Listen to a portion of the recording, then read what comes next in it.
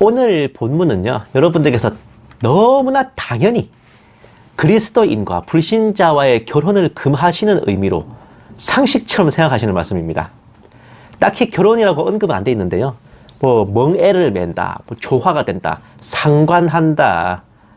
이 상관한다는 말이 구약식으로 표현하면은 그러니까 성적인 교합도 의미하는 거예요, 이게. 그리고 일치되다 등등 뭔가 통상적인 사업적 공적 관계와는 달리 정말 가정을 이루는 듯한, 한 쌍을 이루는 듯한 커플, 뭐 부부 이런 의미로 해석되는 표현들이 사용되고 있잖아요. 거의 모든 분들이 불신자와의 결혼을 금지하는 구절로 받아들이고 계십니다. 하나님께서 태초에 한 남자와 여자를 창조하셔서 그들이 꾸린 가정을 통해 온 인류가 태어나게 하셨어요. 그렇기에 결혼은 일륜지 대사입니다. 영적으로도 크나큰 의미를 지니고 있어요. 오죽하면 교회에서 마땅히 성도에게 치러져야 될 예식 중에 혼례가 포함되어 있을 정도입니다. 사도 바울께서는 혼인을 금하는 자들은 미혹하는 영과 마귀의 가르침을 따르며 양심이 화인맞아 외식함으로 거짓말하는 자들이라 질타하셨으니 성도에게 있어 결혼이란 상상 이상의 중대한 이벤트이고 그리스도와 교회의 결합을 이 땅에서 예행 연습하는 것으로 비유할 정도입니다. 다만 의미는 의미고 현실은 또 다른 문제잖아요.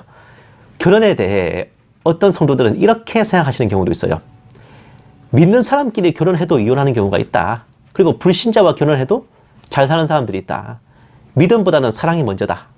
성도나 불신자나 안 좋은 사람, 좋은 사람 복불복이다. 믿는 배우자가 상대 배우자를 위해 기도해주면 된다. 그러니까 앞에 말 같은 경우는 이제 좋은 사람이고 나쁜 사람이고는 믿는 사람이고 아니고가 문제가 아니다라는 의미일 것 같아요. 그리고 뭐 믿는 배우자가 안 믿는 배우자를 위해서 기도해주면 된다. 배우자 없이 혼자 사는 것보다는 불신자라도 서로 아껴주고 신앙을 존중하고 사랑하며 살 수 있다면 결혼해도 무방하다. 불신자와 결혼해서 신앙이 시험에 드는 건 단점이지만 나만 잘 믿으면 된다. 뭐 적당히 잘 살아가면 그만이지. 또 혹은 하나님이 정하신 배우자가 정말 존재하는가? 그럴 경우 세상적인 기준으로 선택했다가 잘못되더라도 하나님께서 원래 정해주신 짝을 찾아갈 수 있는가? 혹은 믿지 않는 배우자를 만나 전도해도 좋지만 끝내 전도하지 못할 경우 그 결혼은 하나님 뜻에 어긋나는 건가? 그리고 믿지 않는 배우자와 결혼해도 구원은 각자 영접하기 나름이니 결혼 자체가 문제될 것은 없지 않는가? 아마 결혼에 대해 생각하시는 거의 모든 경우의 수가 여기 다 들어있을 거예요.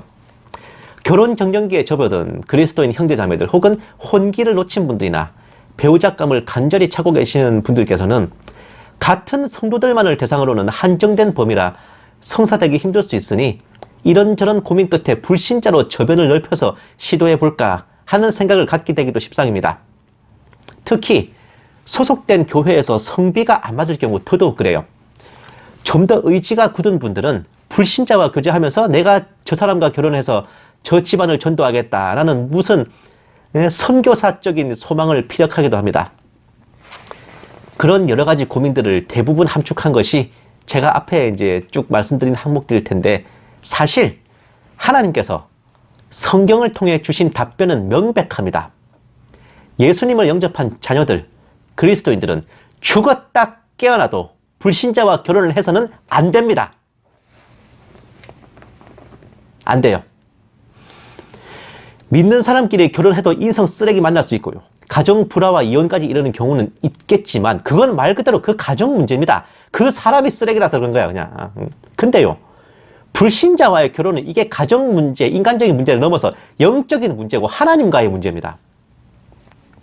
불신자와 결혼해도 잘 사는 분들이 있을 수 있다? 그 잘 산다는 기준이 뭔지 좀 모호하잖아요, 일단. 그리고 일단 신앙적 갈등은 100% 생깁니다. 차라리 믿는 사람끼리 결혼했다면 애초에 생기지도 않았을 갈등이 덤으로 생기는 것뿐이라고요. 믿음보다 사랑이 먼저라는 생각을 하시는 분이라면 불신자와 결혼해도 알콩달콩 잘 사시겠지만은 과연 그런 분이 하나님 보시기에 자녀로 성도로 보일지 내 심히 의문이네. 군인이요. 승리를 희생하고 얻어야 될 가치가 없듯이요. 그리스도인이 믿음을 희생하고라도 얻어야 될 가치라는 건 존재하지 않습니다. 믿음을 대체할 수 있는 게 없다고요. 선택지가. 그런 게 있다고 생각한다면은 그런 자는 이미 그리스도인이 아닙니다. 안 믿는 배우자를 위해 기도해 줄 정성으로요. 결혼하기 전에 전도를 하시는 게 100배, 1000배 낫습니다. 그 결혼할 사람을 전도하시라고. 불신자의 배우자를 위해서 기도하지 마시고 결혼하기 전에 전도를 하세요. 그 사람을. 뭐 불신자라도 서로 아껴주고 사랑하고 신앙을 존중하면 된다지만요. 애초에 통계적으로도 불신자와 결혼한 성도가 행복한 경우가 극히 드뭅니다. 왜? 필요 없는 갈등이 덤으로 생겨버리는 거기 때문에.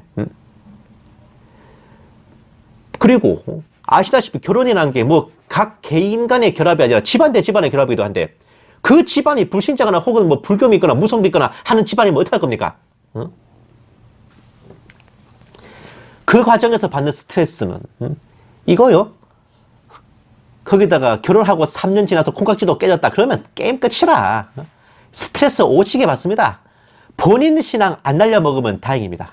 예. 본인 신앙 안 날리면 다행이야. 그리고 이런 경우 혹시 생각해 보셨나 모르겠는데 여자 성도가 불신자와 결혼했다면 신앙 문제로 고생하더라도 일단 본인 믿음을 굳세게 지킬 경우 자녀를 모태신앙으로 낳아가지고 신앙인으로 이끌 수가 있습니다. 왜? 애 데리고 교회 가면 되니까. 근데요, 남자 성도가 불신자와 결혼할 경우에 자녀를 신앙인으로 이끌 수 있습니까? 육아를 전적으로 어머니가 맡는 풍토에서요. 제가 이 나이 때까지 신앙생활 하면서요, 엄마가 애 데리고 교회 나오는 경우는 봤어도 아빠가 애 데리고 교회 나오는 경우를 제가 본 적이 없습니다. 본 적이. 예? 그 찬송 아시죠? 나의 사랑하는 책 비록 헤어졌으나 어머니의 무릎 위에 앉아서 라는 찬송. 이 찬송이 괜히 있는 게 아닙니다. 거의 모든 성도들은 최소한 어머니가 신앙인일 경우에는 영접하는 경우가 대부분이지. 두 분 다 신앙인이면 제일 좋고 최소한 어머니가 신앙인이어야 그 자식이 신앙인이 됩니다. 근데 어머니가 불신자면요, 그 자녀도 99% 불신자가 됩니다. 이거 생각해 보셨어요, 여러분? 결혼 전에도 못한 전도를 결혼 후에도 하겠다는 거, 아주 훌륭한 개그입니다. 아주 개그 능력이 뛰어나시네. 불신자와 결혼해서 신앙이 시험에 드는 거는 단점 정도가 아니라요, 그 사람이 그리스도인이기를 절반 포기한 겁니다. 그래서 하나님께서 방치하시는 것이거나 혹은 처벌하시는 단계일 수가 있어요. 그 갈등이라는 게. 내 입장에서야 결혼 문제지만 아버지 하나님 입장에서는 마귀하고 사돈 맺으라는 겁니다. 장난해요? 이거는 엄청 하나님을 빙다리 핫바지로 아시는 건데, 불신자와 가정을 잘 꾸려서 하나님 나라를 확장할 수 있다면요, 애초에 하나님께서 가나안에 들어가는 히브리 백성들한테 그 땅 족속들의 딸들을 데려오고 너희 딸들을 그들에게 주어라 라고 명하셨겠지. 그런데 성경은 정반대로 말하고 계세요. 이방 족속들과의 혼인을 결사 반대하셨습니다.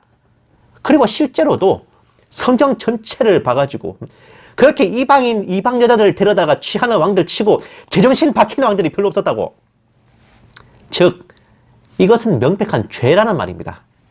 상대방을 전도해서 같은 그리스도인으로 만들기 전에는 절대로 가정을 꾸려서는 안 되고, 그럴 경우 그 결혼은 절대 하나님께서 축복하지 않으실 뿐더러 처벌 대상이 된다는 의미도 돼요. 에스라서에서도요, 바빌론 포로 생활 동안 이방 족속들과 결혼한 가정들 모조리 이혼시키는 장면이 괜히 나온 게 아닙니다. 그러니까 애초에 성도인 사람이 불신자를 만나서 결혼 전에 전도하지 못하고 그대로 결혼하는 것 자체가 죄악이야. 결혼 생활 동안 끝내 전도하지 못한다면 성도 본인의 신앙도 휘청거리게 됩니다. 그 사람의 상급 아주 많이 깎여나갈 거예요. 아주 많은 분들이 불신자인 남편, 아내가 믿는 배우자와 함께 살기를 좋아하거든 이혼하지 마라. 남편이 아내를 남편이 전도하게 될 줄 어찌 알겠는가? 라는 말씀 구절에 필요 이상의 기대를 거시는 경우가 많은데요, 저 말씀은 절대 절대로 불신자와의 결혼에 정당성을 부여하는 구절이 아니올시다. 초대교회는요, 애초에 불신자인 이방인을 상대로 전도해서 세워진 겁니다. 그러니까 뭡니까? 불신자 상태에서 만나서 결혼한 부부 중에 한쪽이 영접해서 그리스도인이 됐을 때 불신자인 배우자를 어떻게 대해야 되는지 조언하는 그 말씀입니다. 내가 이미 성도인 상태에서 불신자를 만나도 된다는 게 절대로 아니란 말입니다요. 띠딩, 팩트 폭행. 이 정도 설명해 드렸으면 느낌 확 오시지 않습니까? 다만 정말 많은 분들이 하나님이 정해놓으신 배우자를 두고 기도하거나 찾아치는 경우가 그냥 있는 게 아니라 좀 많죠. 이 경우에는 아담과 이브 커플, 이삭 리브가 커플이 거의 조자룡이 헌창 쓰듯이 예시로 참 많이 활용됩니다. 그런데 하나님이 예비하신 배우자라는 거 과연 정말로 존재하는 걸까요? 상상의 동물인가? 사실은 이게 성경 전체를 조감해봐도 하나님이 딱 집어서 중매해 주시는 경우는 아담과 이브, 이삭과 리브가 뭐 좀 더 가면은 호세아와 고멜 그 외에 거의 없어요. 그러니까 그런 경우는, 그러니까 하나님이 정해주신 배우자와 짝지어주시는 그런 경우는 일반화 시킬 수가 없는 정말 특이 케이스입니다. 좀 스페셜리티한 거야. 대부분은 그냥 살다가 이래저래 만나고 결혼하고 가정 꾸리는 거죠. 하나님이 예비하신 배우자와 딱 매칭해 주시는 그런 커플 매니징 서비스는 성경 전체를 다 통틀어서 손에 꼽습니다. 그거 일반적인 경우에 갖다 붙일 수 있는 거 아니에요, 절대로. 설령 예비하신 배우자가 있다 해도 우리 입장에서는 알 수가 없죠. 창세 이전부터 구원받기로 예정되었음을 그 본인은 예수 믿기 전까지 알 수 없는 것처럼요. 다만 내가 만나서 반해서 연애하다 결혼한 그 상대방을 아끼고 사랑하며 함께 하나님을 믿고 그 사람과 이룬 가정을 하나님이 보시기에 기뻐하실 만한 가정으로 만들어 간다면 그 사람이 바로 하나님이 예비하신 배우자인 거죠. 그러니까 우리가 손 놓고 있어도 하나님이 정해주신 배우자를 만날 수 있을 거라는 생각은 안 하시는 게 좋습니다. 오히려 우리가 눈에 불을 켜고 찾아다녀야 되는 거예요. 세상적 기준으로 불신자를 택했다가 결혼 생활이 잘못돼도 원래 하나님이 정해주신 짝을 찾아가냐는 것은 세상 기준으로 봐도 어림택도 없는 생각입니다. 인생 참 편하게 사시네. 배우자를 만나고 싶다면 우선은 교회 내에서 찾아봐. 그 다음은 그리스도인들과의 만남 중매 사이트 요새 얼마 잘 됐어요. 기독교인 전문 결혼정보업체도 있죠. 거기다가 신앙 커뮤니티들 혹은 여러 인맥을 통한 소개 등등등, 아니면 뭐 직장에서든지 사회생활 하면서 만나게 되는 사람들이라든지 이런 여러 가지 루트를 발굴해 가지고 찾아다니시라고요. 전쟁을 해도 적을 찾으려고 정찰기 날리고 관측병 보내고 생쇼를 다 하는데 하물며 배우자를 찾는데 그 정도 노력도 안 하나 했습니까? 그리고 내가 마음에 드는 상대방에게 어필할 수 있도록 외모도 좀 가꾸고 스펙도 갖추고 혹은 내 외모나 스펙에 맞도록 내 눈높이도 좀 조절하고 이런저런 노력을 해야 되는 거는 당산 빠따로 아니야.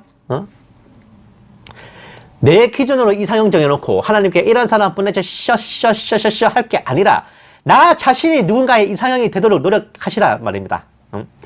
내가 이러이러한 배우자를 필요로 한다고 기도하실 게 아니라요, 나를 필요로 하는 사람을 만나게 해달라고 기도해야 되는 게 어쩌면 진정한 의미의 배우자 기도일지도 모릅니다. 그리스도인에게 결혼이란 하나님이 보시기에 기뻐하실 가정을 만드는 것이며 믿음 안에 배우자와 하나 되어 또 다른 그리스도인을 낳고 길러 하나님의 나라를 확장시키는 귀하고도 행복한 사명을 감당하는 겁니다. 결혼을 위해 기도하는 형제 자매 여러분들, 이거 꼭 기억하셔서 하나님께서 축복하실 귀한 가정을 이루게 되시기를 주님의 이름으로 축원합니다.